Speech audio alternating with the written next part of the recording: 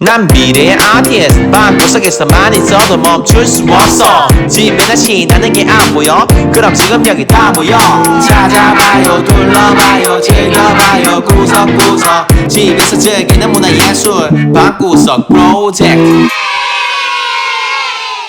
자, 친구들 안녕. 깡총깡총 토끼삼촌입니다. 자, 오늘도 토끼삼촌과 함께 즐겁고 신나고 재밌고 유쾌하게 역사 공부, 인물 공부를 한번 해보도록 하겠습니다. 일단 노래부터 한 곡 부르고 오시죠.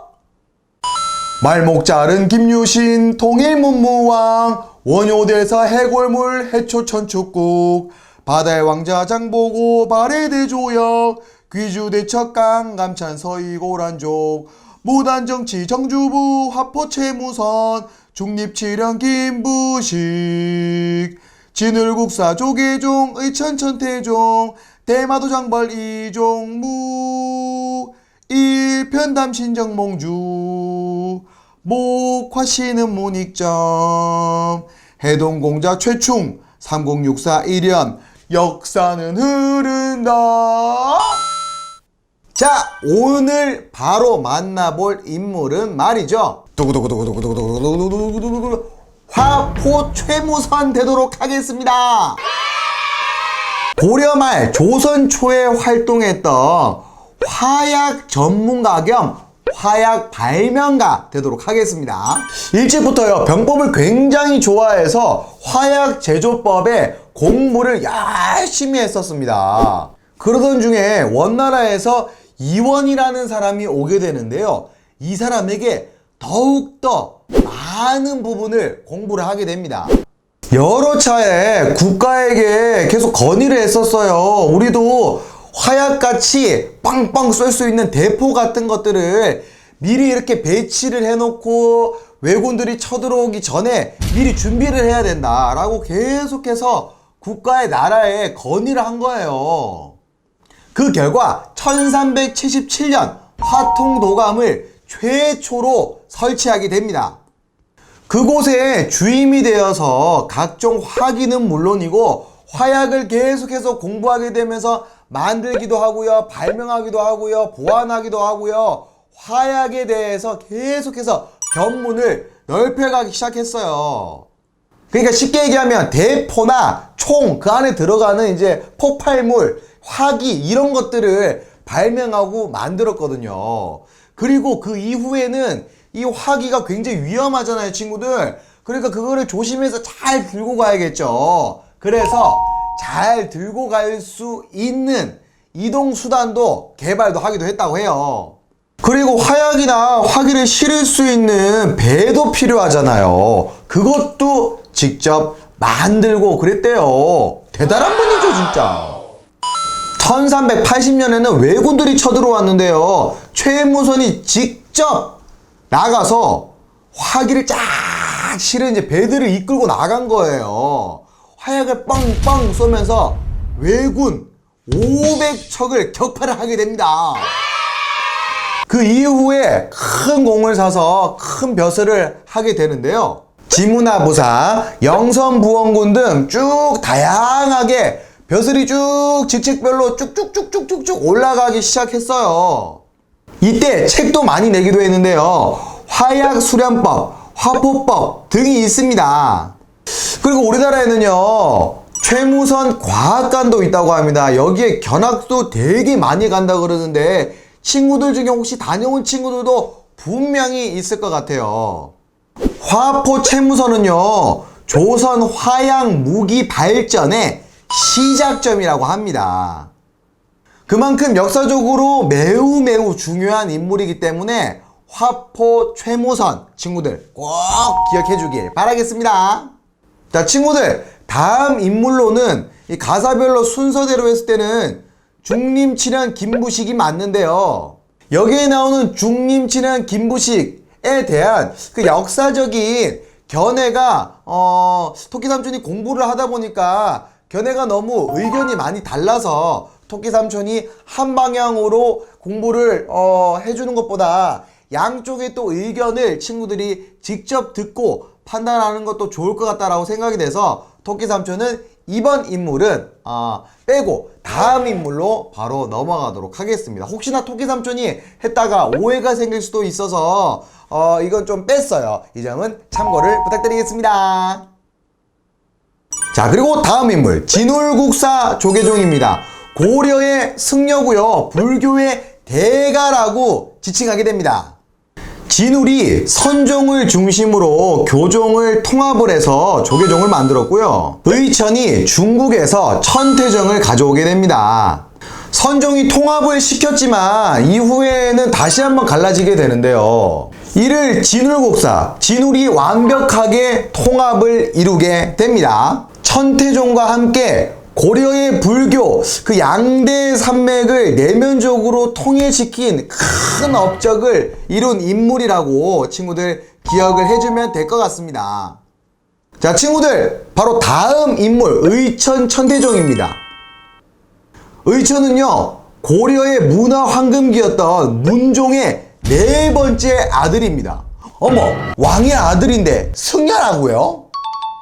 그렇습니다. 진짜 문종의 네 번째 아들이 확실합니다. 그러니까 뭐 말 그대로 뭐 금수저 집안이라고 표현을 해도 될 것 같아요. 왕족이니까요. 문종의 뒤를 이은 순종과 선종은 모두 친형이에요. 친형. 왕이 그러니까 다 형이에요. 형.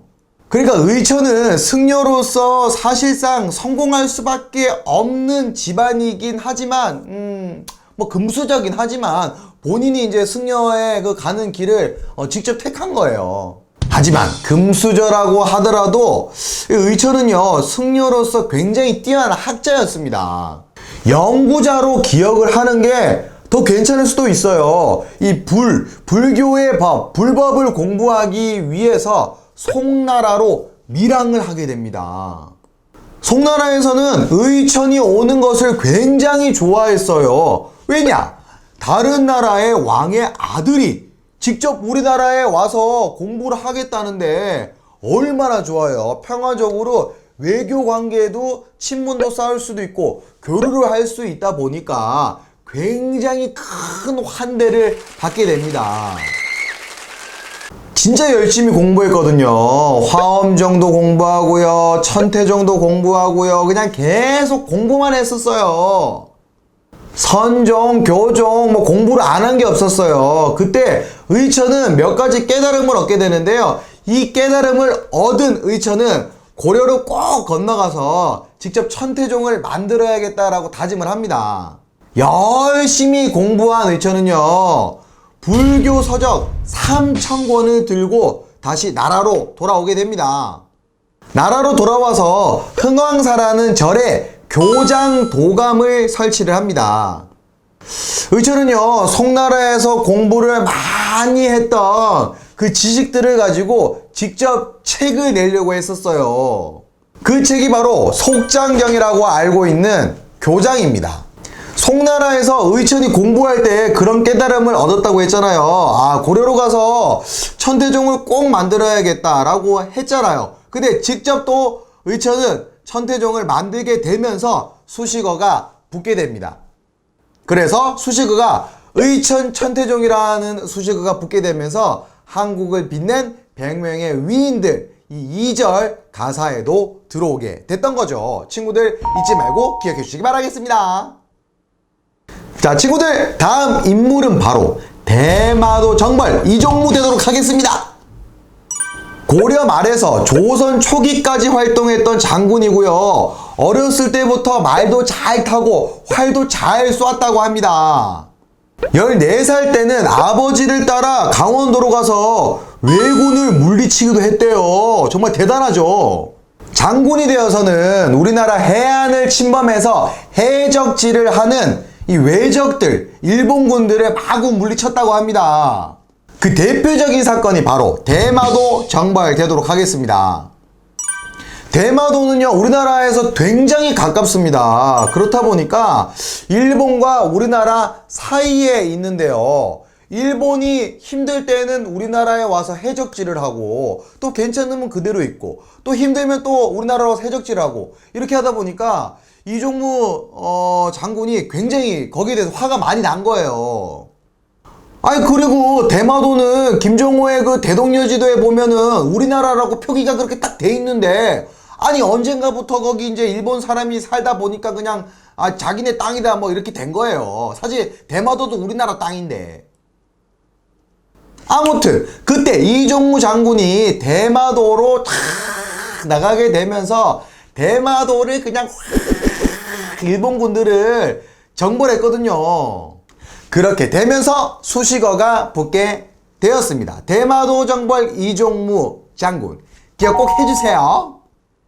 자, 친구들 오늘 배운 인물들도 까먹지 말고, 절대 까먹으면 안 돼요. 까먹지 말고 머릿속에 쏙쏙 기억해 뒀다가 언젠가 또 친구들에게 이야기해 줄 수도 있고 부모님한테 얘기해 줄 수도 있고 뭐 일기장에 쓸 수도 있고 또는 시험 문제에 나올 수도 있으니까 꼭 기억을 해 주시기 바라겠습니다. 토끼삼촌과 함께 마지막으로 노래 한 곡 부르면서 마무리하도록 할게요. 친구들 다음 영상에서 만나요. 안녕.